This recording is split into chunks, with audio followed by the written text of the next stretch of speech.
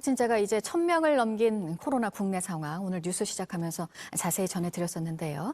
다른 나라도 보면 올림픽 개막을 앞두고 있는 일본에서 도쿄의 상황이 또 심각해지고 있습니다. 보도국 연결해서 알아보겠습니다. 박지훈 기자, 어떤 상황입니까? 네, 어제 저녁 6시쯤 일본의 코로나19 신규 확진자는 1,670명입니다.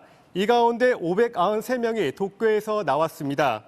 지난주 같은 요일과 비교해 117명이 늘어서 20% 증가한 수치입니다. 지난 일주일 하루 평균 확진자 수도 한 주 전보다 22% 정도 올랐습니다. 올림픽 조직위는 여전히 경기당 수용 인원의 50% 범위 안에서 최대 10,000명까지 자국의 관람객 입장을 허용하는 방침을 고수하고 있습니다. 다만 대형 경기장이나 야간 경기의 경우 무관중 경기도 검토하고 있습니다. 성화 봉송도 관중 없이 하는 약식 행사로 대체됩니다.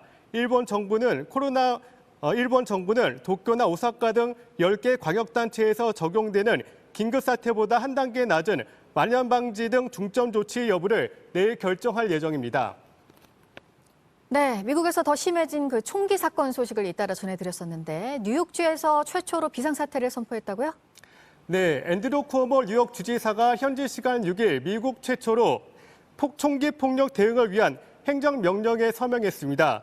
행정명령은 총기 폭력을 공중보건 위기로 규정하고 이를 뿌리 뽑기 위해서 각종 지원을 합니다. 이를 위해서 뉴욕주는 총기 폭력 예방국을 새로 설치합니다.